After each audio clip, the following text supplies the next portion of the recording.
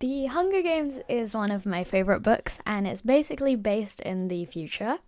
The main character is a girl from District 12, more on the districts later, called Katniss Everdeen. She lives in the poorest part of District 12, called the Seam, and it has lots of coal miners going in and out of it because it's close to the many coal mines that they have, I think.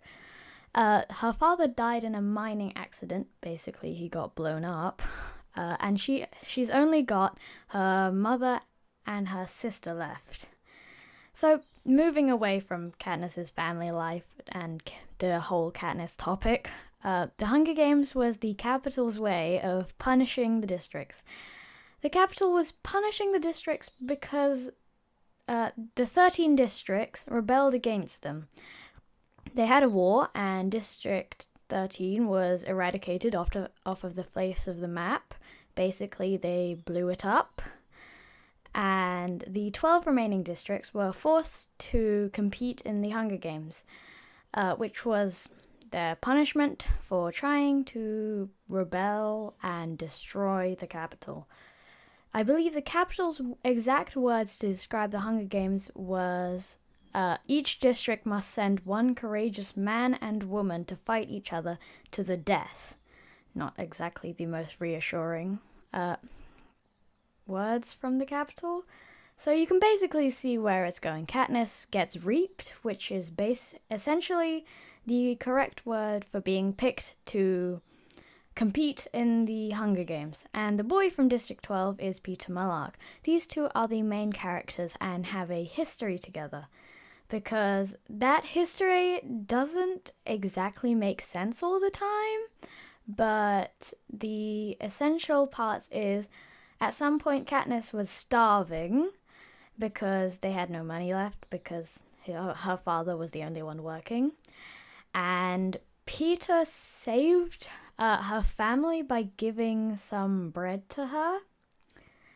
I say it like it's a nice thing, but actually Peter threw some bread at her while she was sitting near his bins in the rain. So, not exactly the classic kind of saving.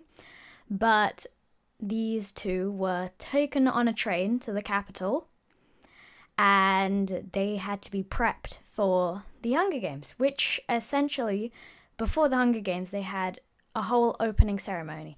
The opening ceremony started with a chariot ride, in which the districts had to wear kind of strange costumes. There was District 4, the fishing district, which had to wear a fish costume.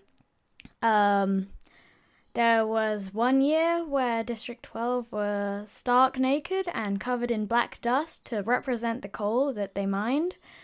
There was all of the districts mainly.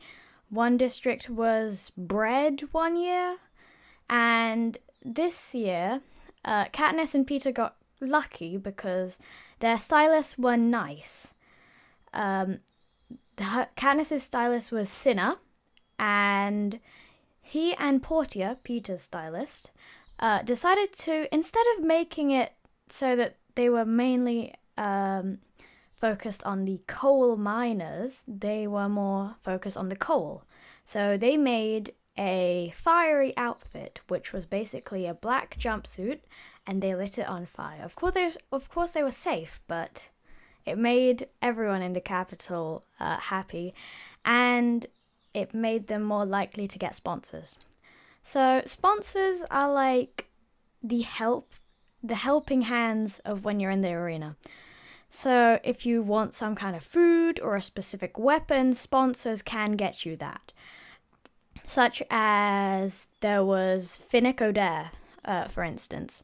Finnick was a career tribute, which means he trained his whole life to be in the Hunger Games. Then, once he was 18, which is the final year you can enter the Hunger Games, he would volunteer to go into the Hunger Games. But Finnick's was reaped when he was 14, and he was already amazing at the spears and knives he got, but from a sponsor, he got food, medicine, and a specific weapon that he wanted. So that's what sponsors can do and why they're important. And as I said, he was from District 4. District 4, as I've said before, was the fishing district. There was District 1, who were the luxuries such as gemstones, jewels, stuff like that. District 2, which was gold mining. District 3, which was the technology, such as the high-speed trains they had and the incredible technology, basically. There was all the rest up to 12. 12 was the coal miners, and then there was District 13, who before they were blown up were the graphite miners. And once all the opening ceremonies had been done, all the interviews were done, once they had finished, like, a bit of training was done, then they actually proceeded to go into the arena. And they got there with a hovercraft, and before you can actually sit down in the hovercraft and get ready to go, a doctor comes and injects a tracker so that they know exactly where you are in the arena. And it was a really weird explanation when I read the book about how they injected the trackers, because she could actually feel the tracker under her skin, and it was quite horrific and weird. Once you enter the arena, you are told to stand on your pedestal, I guess it is, for 1 minute. If you try stepping off your pedestal before the minute ends, you are blown to the sky, because there are landmines all around your pedestal. So you can't get off before the 60 seconds is done, otherwise you're dead, literally. And basically they waited, and instantly they ran towards the cornucopia once the 60 seconds was done. The cornucopia is a golden horn. If you've heard of it before, you'll know what it looks like the cornucopia horn of plenty. But instead of it spilling out food and nice items, instead it was spewing out weapons, knives, axes, tridents, swords, machetes, stuff like that, and also survival gear. The further away it was from the cornucopia, aka the easier it was to grab, the less value the items had. Like, in the cornucopia, there was an actual tent set that could probably protect you from all weather, but further away from it, like near their pedestals, there was a tarp, basically, which could be useful, but not exactly very often. So Katniss, once the gong sounded, which signified the end of the 60 seconds where they were required to stand on their plates, instead of going straight into the cornucopia, which is actually a really bad idea because that's where everyone goes and that's normally bloodshed there, instead she went and just grabbed the closest things to her and began to run in the woods. Because the arena, which changes every single Hunger Games, was this time a woods. And there's normally wood there because there was 1 year where they were in a frozen wasteland and all the tributes didn't really die a bloody death like the Capitol wanted. Instead, they simply froze to death, a silent, quick, bloodless death, which is exactly what the Capitol does not want. So there's normally wood. Sometimes there's a desert, a jungle. This time Katniss was lucky because she got woods. And she is very naturally comfortable with the woods because there's a wood in District 12 where she hunts with her best friend Gale. And she managed to get a backpack on her way out to the woods. And when she looked inside, there were matches, a water bottle, stuff like that. And she got especially lucky because she had a sleeping bag. And because she had a sleeping bag, she didn't have to light a fire.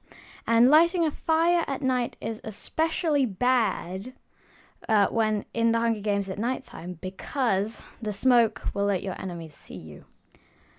So on her first night, she was just strapped to a tree in her sleeping bag. She had tied a rope around her waist, and she dozed off for a bit, but then she noticed smoke. And she realized that there was someone near her who had lit a fire. And that was basically like screaming to everyone else in the Hunger Games, "Get me, please get me," because the smoke was clearly visible, so was the light, and in a matter of minutes, a career pack had come. You call them career packs because normally the groups which you are banding together with in the arena are decided before you actually go in, so when you start training. And it's normally tributes from 1, 2, and 4 that band together, because they are the ones with the most experience, and they are normally the careers. So they came and killed the firelighter, and she noticed someone there which she didn't believe actually was possible, because Peter was with them, and they were talking about killing Katniss herself. So she was instantly suspicious and very hurt that Peter was there. And as soon as morning came, she got out of that tree and ran because she had no water. No water means dehydration, and dehydration means death, a very painful one. And as she trudged around, and I'm not trying to exaggerate, she was literally trudging around because she was so dehydrated, she suddenly, the game makers, who are like the capital people who decide what the arena looks like, what's in the arena, stuff like that, decided to make the forest go on fire. So she was just walking around and suddenly, boom, the forest was on fire and fireballs were coming at her. When she tried to run, the game makers decided, let's topple a tree there. So a flaming tree came down just where she was about to run. So she continued to run and run and run until she managed to find a place that was moderately safe. And she just sat there because she was so badly burned, she was dehydrated, and she was swirling her fingers through mud until she realized that mud must mean water. And it turns out that she had came up upon a river, and instantly she was drinking and drinking and drinking.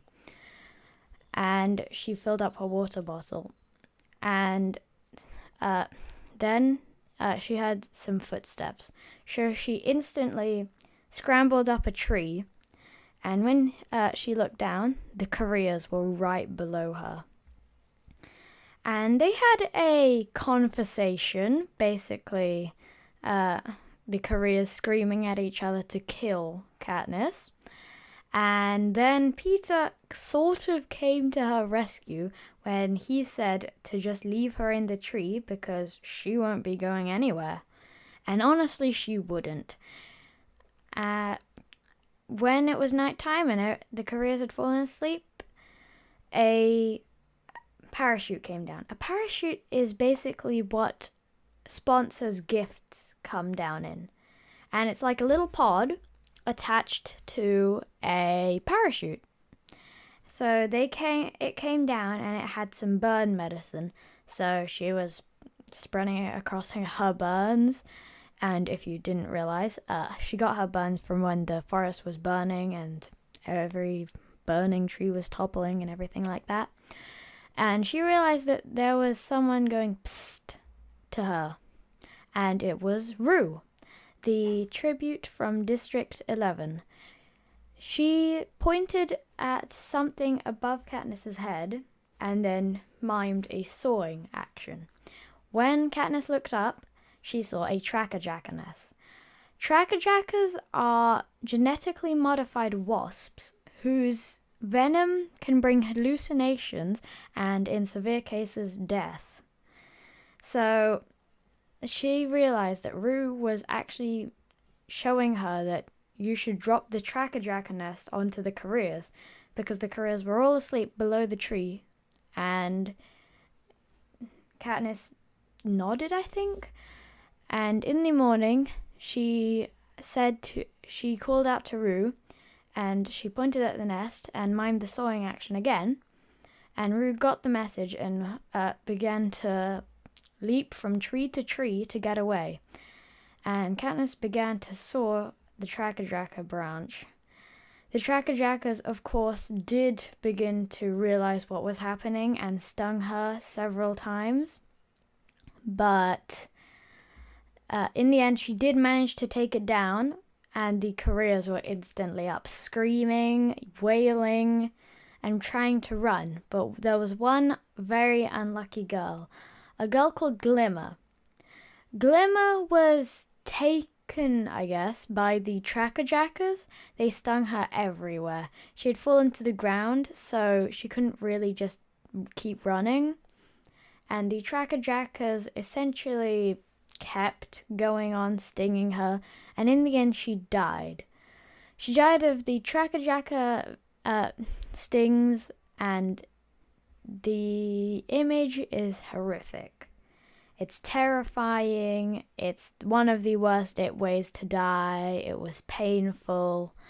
And when Katniss shimmied down the tree, she saw Glimmer's dead body. It was all bloated because of the trackerjacker venom and stings, and it was all purple and stuff. So she realized that because of her haste to get out of the cornucopia scene, she hadn't taken a bow, which was her best weapon. So she realized Glimmer had one, and she took Glimmer's bow, and when she was trying to take Glimmer's fingers off the bow, it made a horrible cracking sound. So when she finally managed to take it off, she heard someone crashing through the trees towards her. She realized, and then she didn't even have any energy to fight anymore, because the trackerjacker venom was already beginning to take her under. And she realized it was Peter, and he was screaming at her to run. In the end, she did, but she passed out very soon. She began to hallucinate that there were ants coming out of the stings, and that there were giant butterflies and giant shiny orange bubbles. In the end, she woke up, and Rue was there as well, helping her, and they paired up together. Rue and Katniss.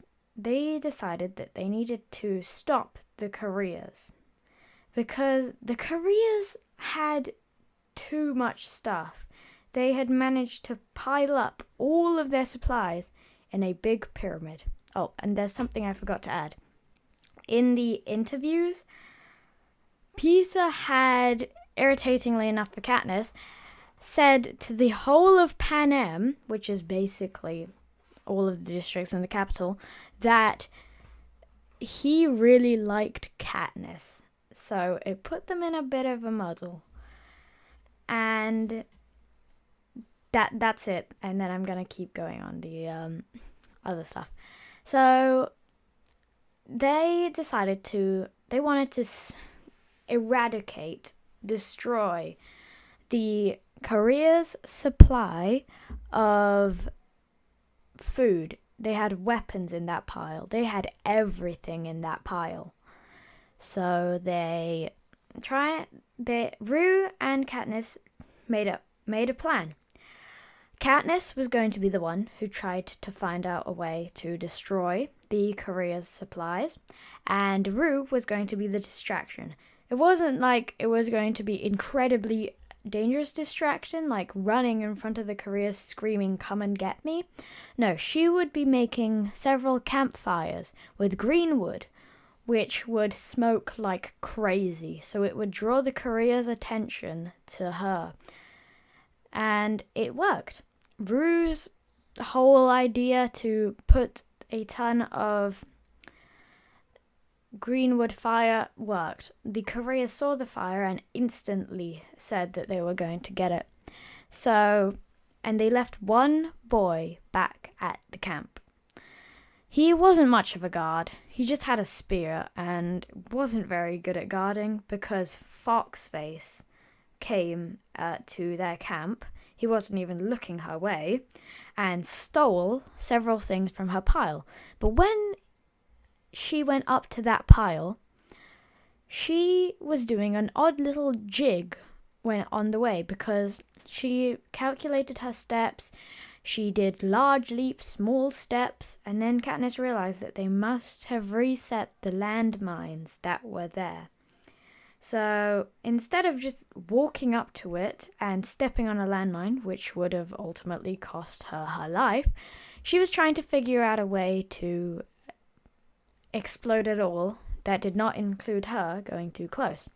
So she decided to basically shoot an arrow at a bag of apples. She planned to fray the bottom so that the apples could all come tumbling out and could touch the landmines. And it worked, but it cost her something. It cost her her hearing because she wasn't nearly far enough to escape the blast. So she was flown back and she was rendered deaf in one ear.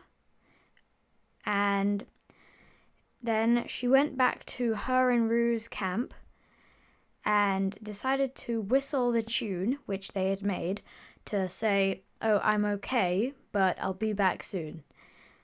And instead of Rue's whistle coming back, whistling back to her, because they were using mockingjays to transmit the message, there was silence. So at first she was calm, and then she realized, wait, no, something's wrong. So then she heard Rue screaming her name, and it turns out that the boy from District 1 had caught her, and Katniss just saw the spear entering her stomach before she managed to get to her. Katniss shot the arrow at the boy from District 1 and instantly ran towards Rue. And at that moment, Rue died. Katniss covered her in flowers and then whistled the 4-note Mockingjay tune and left. That day she couldn't really do anything because she was just so distraught that had happened, and she thought it was her fault and she should have protected Rue better. But then Claudius Templesmith's voice suddenly boomed through the arena. Two tributes of the same district can win the Hunger Games this year. And instantly, Katniss shot up looking for Peter. And that is how the whole romance in the cave happened. Basically, in the interview, which I mentioned earlier, when Peter proclaimed his love to Katniss, it basically told the capital and every district viewers that they were, I put air quotes here, star-crossed lovers.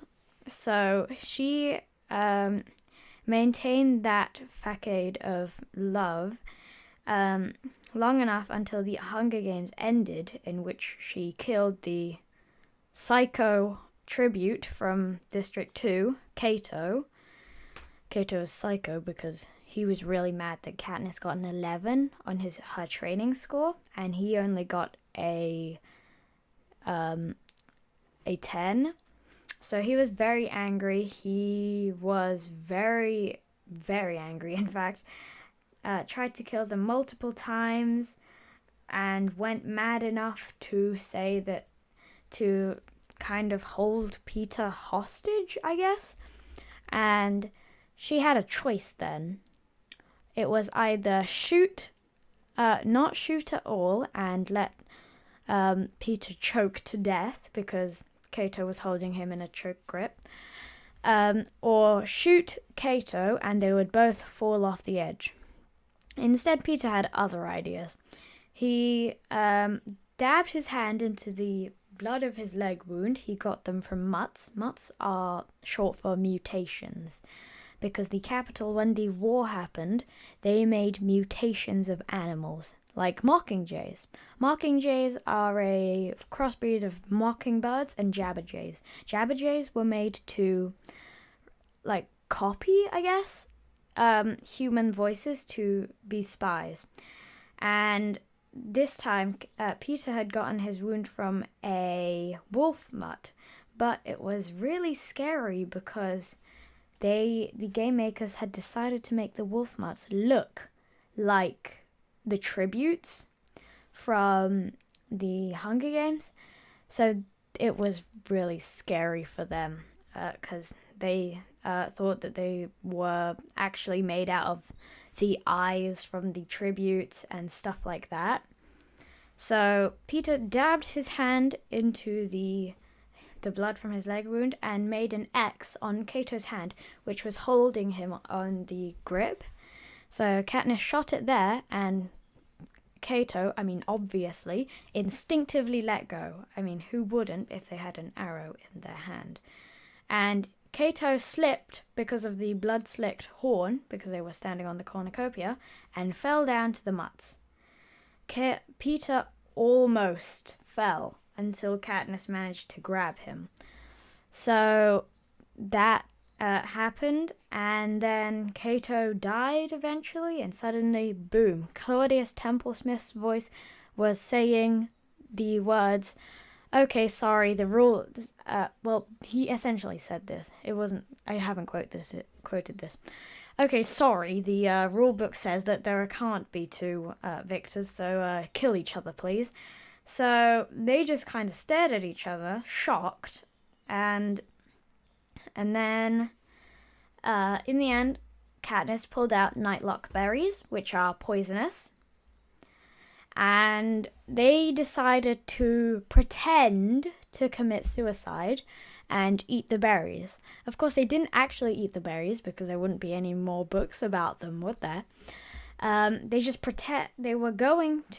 pretended that they were going to until the Capitol said, "Wait, no, stop. Ladies and gentlemen, the winners of this year's Hunger Games, Katniss Everdeen and Peter Millark." So basically, both of them won because of Katniss's smart thinking, because Peter said, we both know that they must have their victor. So that sent her brain ticking about what if they don't have their victor? Would it be okay if they don't have their victor? Would they just let their victor die?